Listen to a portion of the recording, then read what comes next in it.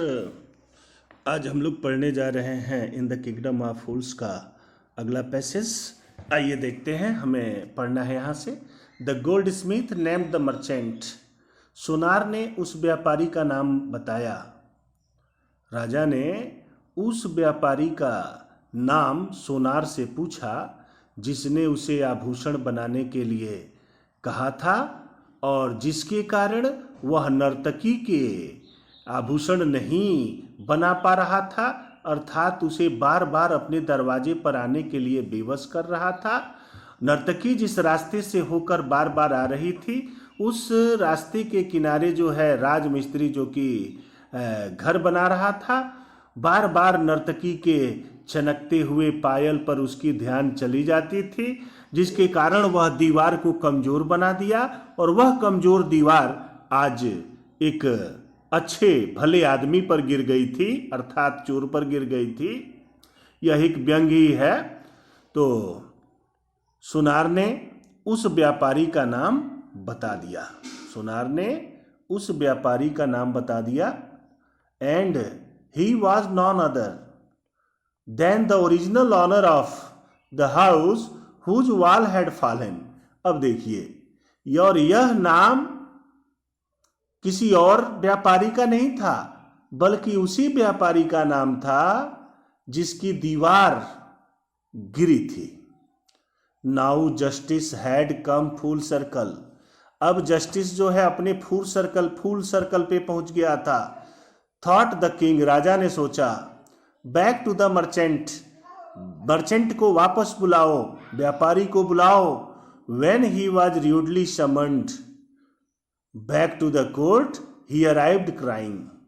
जब अभद्रता से उसे दरबार में बुलाया गया, यानी दबाव देकर उसे कोसते हुए, उसे डांटते हुए, दबाव देते हुए, बड़े ही अभद्र तरीके से जब उसे दरबार में बुलाया गया, ही अराइव्ड क्राइंग, वह रोते हुए चिल्लाया, इट वॉज नॉट मी, यह मैं नहीं था, बट माई फादर, बल्कि वो तो मेरे पिता थे, हु ऑर्डर्ड द ज्वेलरी, जिन्होंने आभूषण बनाने के लिए इस सोनार से कहा था। मैंने नहीं कहा था, वो तो मेरे पिताजी थे। ही इज डेड, और वे तो अब मर चुके हैं। आई एम इनोसेंट, मैं निर्दोष हूं। यानी वह व्यापारी गिड़गिड़ाता हुआ राजा से बोला कि हे राजा, हे महाराज, इस सोनार को जिसने आभूषण बनाने का आदेश दिया था वो मैं नहीं था, वो तो मेरे पिताजी थे, और मेरे पिताजी तो मर चुके हैं, इसलिए मैं निर्दोष हूं, मुझे छोड़ दीजिए। But the king consulted his minister, लेकिन राजा ने अपने मंत्रियों से सलाह लिया। एंड रूल्ड डिसिवली, और उसने जो है अपना फैसला सुनाया। इट इज ट्रू, यह सत्य है, your father is the true murderer, सही अर्थों में तुम्हारे पिता ही हत्यारे हैं। ही इज डेड, वे मर चुके हैं। But somebody must be punished in his place, लेकिन उनके स्थान पर किसी न किसी को तो सजा दी ही जानी चाहिए। You are inherited everything from that criminal, from father of yours, यानी यू आर इनहेरिटेड, यानी उत्तराधिकार में तुम्हें मिला है, तुम्हें उत्तराधिकार में मिला है एवरीथिंग, सब कुछ, फ्रॉम दैट क्रिमिनल, उस अपराधी से, यानी जो हत्यारा है, उस यानी अपने पिता की सारी संपत्ति जो है तुम्हारे पास आ रही है, तो इस प्रकार से सजा भी तुम्हें ही मिलना चाहिए, क्योंकि जब तुम अपने पिता के सारे धन पाने के अधिकारी हो, तो अपने पिता द्वारा किए गए अपराध की सजा भी भुगतने के लिए तुम ही अधिकारी हो। You have inherited everything from that criminal, आपने या तुमने उस अपराधी से, यानी अपने अपराधी पिता की सारी संपत्ति जब तुम प्राप्त कर रहे हो, तो उसके अपराधों की सजा भी तुम्हें भुगतनी होगी। His riches as well as his sins, जब तुम उसके धन को पा रहे हो तो उसके पापों को भी भुगतो। राजा का ऐसा फैसला था कि यह सत्य है कि उस व्यापारी का पिता जो है मर चुका है, लेकिन जब उसका बेटा उसकी सारी संपत्ति को प्राप्त कर रहा है तो वह उसके पापों को भी प्राप्त कर रहा है। आई न्यू एट वंस, मैं तो तुरंत ही जान गया था। Even when I first set eyes on you, जब पहली बार मैं तुम्हें अपने आंखों से देखा था, ध्यान से देखा था, तो मैं पहले ही जान गया था that you were at the root of this horrible crime, इस भयानक अपराध का जड़ तुम ही हो। मैं समझ गया था। राजा जो है उस व्यापारी को डांटते हुए कहते हैं, यू मस्ट डाई, तुम्हें अवश्य ही मरना है या मरना चाहिए। And he ordered a new stake to be made, और राजा ने आदेश दिया कि एक नए प्रकार का स्टेक बनना चाहिए। यानी ये स्टेक क्या होता है?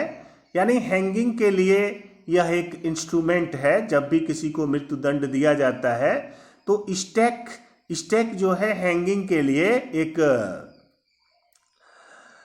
इम्प्लीमेंट है।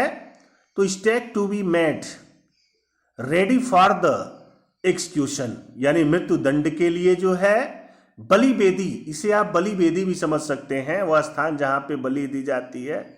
तो स्टेक का एक और भी अर्थ होता है, जैसे खूंटा, यानी लकड़ी का एक किनारा जो नुकीला होता है जिसे जमीन में गाड़ा जाता है। तो हम यहाँ कह सकते हैं कि मौत की सजा के लिए, यानी व्यापारी को मौत की सजा देने के लिए जो है बलि वेदी बनाई गई। As the servants sharpened the stake, और जब सर्वेंट्स जो थे शार्पेन कर रहे थे, धार बना रहे थे स्टेक पर, and got it ready for the final impaling of the criminal, और क्रिमिनल के सजा के लिए इसे प्रिपेयर कर रहे थे। It occurred to the minister that the rich merchant was somehow too thin to be properly excused। कहने का मतलब ये है कि जो फांसी का फंदा बना वह काफी क्या हो गया, आइए देखते हैं। The minister that the rich merchants was somehow too thin, यानी बहुत ही पतला था, to be properly executed, यानी ठीक तरीके से फंदे पे लटकाने के लिए, ऑन द स्टेक, यानी स्टेक से यहां स्पष्ट हो गया फांसी का फंदा, यानी व्यापारी के लिए जो फांसी का फंदा बनाया गया वह थोड़ा मोटा बन गया और व्यापारी की गर्दन जो थी पतली थी। अब समस्या उत्पन्न हो गई। राजा के नौकरों ने जो फांसी का फंदा तैयार किया वह फांसी का फंदा जो था थोड़ा मोटा बन गया, यानी चौड़ा स्पेस वाला बन गया, और इधर जो थी व्यापारी जो था पतला था। अब समस्या हो गई। आइए देखते हैं क्या हुआ। He appealed to the king's common sense, और इस प्रकार से उसने प्रार्थना की कि राजा अपना कॉमन सेंस का प्रयोग करें। द किंग टू वरीड, और राजा भी जो है चिंतित हो गए अबाउट इट, इसे लेकर। अब तो फंदा जो था व्यापारी के लिए बड़ा हो रहा था। व्हाट शैल वी डू, हम लोग क्या करेंगे, अब हम लोग क्या करेंगे। ही सैड, उसने कहा। When suddenly it struck him, तभी अचानक उसके मन में एक विचार आया। That all they needed to do was to find a man fat enough to fit the stake. कहने का मतलब यह है बलि वेदी जो थी, यानी एक मोटे आदमी की जरूरत थी। जो फांसी का फंदा बना था उस फंदे पर दुबला पतला आदमी ठीक नहीं आ सकता था, और चूंकि व्यापारी जो था दुबला पतला था, तो अब जो है राजा ने सोचा कि क्यों ना एक मोटे तगड़े व्यक्ति को ढूंढकर उसे ही फांसी दे दी जाए। तो आइए देखते हैं। ही सेड, उसने कहा, when suddenly it struck him, तभी अचानक उसके मन में एकाएक यह विचार आया, that all they needed to do was to find a man fat, यानी एक आदमी को ढूंढने का, fat enough to feed the stake, यानी इतना मोटा आदमी ढूंढा जाए जो कि स्टेक पर ठीक ठाक आ सके। The servants were immediately sent all over the town, और इसलिए राजा ने अपने नौकरों को तुरंत ही पूरे नगर में दौड़ा दिया। लुकिंग फॉर ए मैन, एक आदमी की तलाश में, who would feed the stake, जो फंदे में ठीक ठाक आ सके, बिल्कुल फिट आ सके। And their eyes fell on the disciple, और उनकी आंखें जो थी उस मोटे तगड़े शिष्य पर जा टिकी। हु हैड फैटेंड हिमसेल्फ, जिसने अपने आप को मोटा कर लिया था। फॉर मंथ्स ऑन बनानाज, कई महीनों तक केले खाते हुए। एंड राइस, और चावल खाते हुए। एंड व्हीट, और गेहूं खाते हुए। एंड घी, और घी खाते हुए। यानी जब यह देखा गया कि फांसी का फंदा जो था व्यापारी में ठीक नहीं आ रहा था, तो राजा ने यह निश्चय किया कि नगर में एक ऐसे आदमी को ढूंढा जाए जो फंदे में बिल्कुल फिट आए, यानी फंदे में एक मोटे तगड़े आदमी की जरूरत थी, जबकि व्यापारी जो था वह दुबला पतला पड़ रहा था। तो फांसी तो किसी न किसी को दी ही जानी थी, सजा तो किसी न किसी को दी ही जानी थी। इसलिए राजा ने निश्चय किया कि नगर से एक मोटे तगड़े व्यक्ति को पकड़ के लाया जाए और उसी को फांसी दे दी जाए। अब देखिए, तो ये जो राजा के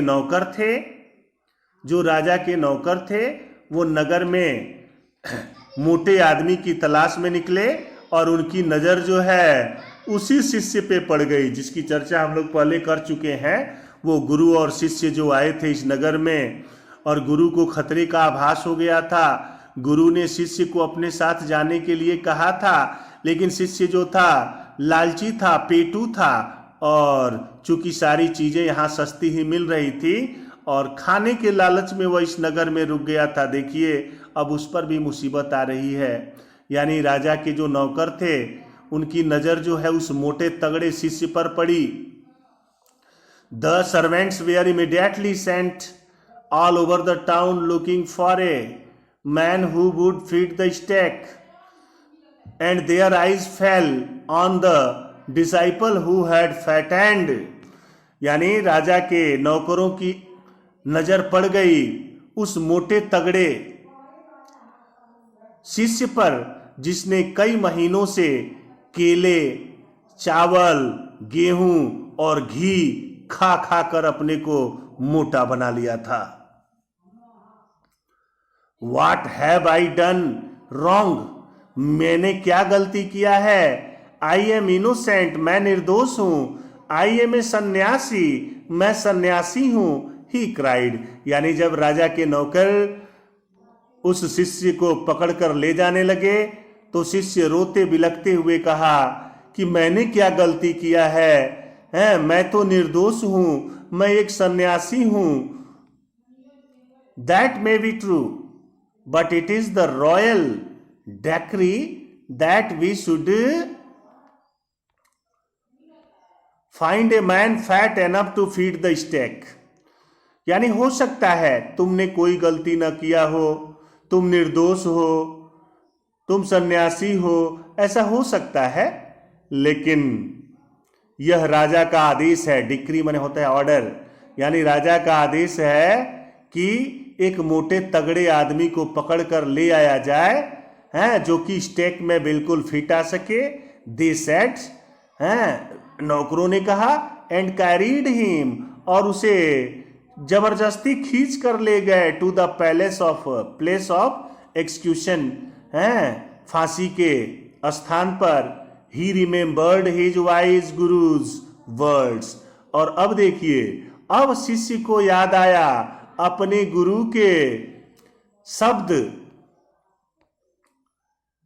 this is a city of fools, यह मूर्खों का नगर है। You do not know what they will do next, तुम्हें नहीं पता अगले ही क्षण ये लोग क्या कर देंगे, ये लोग मूर्ख लोग हैं। While he was waiting for death, जब वह मृत्यु के लिए इंतजार कर रहा था, यानी उस मोटे तगड़े शिष्य को पकड़कर फांसी दिए जाने के स्थान पर ले जाया गया। ही प्रेड टू हिज गुरु, वहां उसने अपने गुरु की प्रार्थना की। इन हिज हर्ट, अपने दिल से, अपने दिल में। Asking him to hear his cry, और उससे कहा कि वे उसकी पुकार सुने। Whenever wherever he was, जहां कहीं भी वे हों। Everything in a vision, he had magic powers, he could see and he could see the further future as he could see the present and the past। यानी गुरुजी जो थे वो बहुत ही बुद्धिमान थे, उनके पास जादुई शक्ति थी। द गुरु सा, गुरु ने देख लिया, गुरु ने देख लिया एवरीथिंग, सब कुछ। इन ए विजन, एक स्वप्न में। He had magic powers, उनके पास जादुई शक्ति थी। He could see far, वे दूर दूर तक देख सकते थे। And he could see the future, और वे भविष्य को भी देख सकते थे। As he could see the present, वे वर्तमान को भी देख सकते थे। And the past, और भूत को भी देख सकते थे। He arrived at once to save his disciple, तुरंत वे अपने शिष्य को बचाने के लिए आ पहुंचे। Who had got himself into such a scrape through love afoot, जिसने अपने आप को मुसीबत में डाल लिया था भोजन के प्रति प्रेम के कारण, यानी खाने पेटू होने के कारण, हैं, खाना को ज्यादा महत्व देने के कारण अपने आप को मुसीबत में डाल लिया था। As soon as he arrived, जैसे ही वे आए, he scolded the disciple, उन्होंने शिष्य को डांटा। And told him, और उनसे कहा, something in a whisper, यानी उनके कान में, शिष्य के कान में बुदबुदाते हुए उन्होंने कुछ कहा। Then he went to the king, और तब वे राजा के पास गए। And addressed, और उन्होंने कहा, ओ वाइजेस्ट ऑफ किंग्स, हे सबसे बुद्धिमान राजा। हु इज ग्रेटर, द गुरु और द डिसाइपल, हे परम ज्ञानी राजा जी, महाराज, आप बताइए गुरु बड़ा है कि शिष्य, गुरु बड़ा है कि शिष्य। राजा ने कहा, ऑफ कोर्स द गुरु, गुरु, अवश्य गुरु बड़ा है। नो डाउट अबाउट इट, इसमें कोई संदेह नहीं। वाई डू यू आस्क, तुम क्यों पूछ रहे हो। Then put me to the stake first, तो मुझे पहले फंदे पे चढ़ा दो, पहले मुझे फंदे पे चढ़ा दो। Put my disciple to death after me, और मेरे शिष्य को मेरे बाद फांसी पे लटकाना, मेरे शिष्य को मेरे बाद फांसी पे लटकाना। When the disciple heard this, जब शिष्य ने यह सुना, he understood, वह समझ गया। And began to clamor me first, और वह जो है दबाव देने लगा, पहले मुझे फांसी दो। You brought me here first, आप लोग मुझे पहले यहां लाए हैं। Put me to death, मुझे मौत की सजा दीजिए, पहले मैं फांसी पे चढ़ना चाहता हूं। Not him, यानी गुरु जी को मत दीजिए, पहले मुझे दीजिए। The Guru and the disciple now got into a fight about who should go first। अब गुरु और शिष्य दोनों जो है आपस में लड़ने लगे कि पहले फंदे पे कौन चढ़े। यानी गुरु कहते थे पहले मैं फंदे पे चढ़ूंगा, फांसी पे चढ़ूंगा, और फिर शिष्य कहते थे नहीं पहले मैं चढ़ूंगा। यानी इस बात को लेकर दोनों लोगों में लड़ाई होने लगी। The king was puzzled by this behaviour, राजा इस तरह के आचरण से परेशान हो गए। ही आस्क्ड द गुरु, उन्होंने गुरु से कहा, why do you want to die, आप मरना क्यों चाहते हैं। We choose him because he needed a fat man for the stake, हम लोगों ने इस मोटे आदमी को इसलिए चुना है फांसी देने के लिए क्योंकि यह फंदे में बिल्कुल फिट आता है। You should not ask me such questions, आपको मुझसे ऐसे प्रश्न नहीं पूछने चाहिए। Put me to death first, पहले आप लोग मुझे फांसी की सजा दीजिए। रिप्लाइड द गुरु, गुरु ने कहा, वाई, क्यों, there is some mystery here, यहां अवश्य ही कोई रहस्य है। As a wise man you must make me understand, हे बुद्धिमान गुरु मुझे समझाइए, आप बुद्धिमान तो हैं ही, मुझे इसमें का जो रहस्य है वो रहस्य समझा दीजिए। तो आज हम लोग यहीं तक पढ़ेंगे, शेष कल।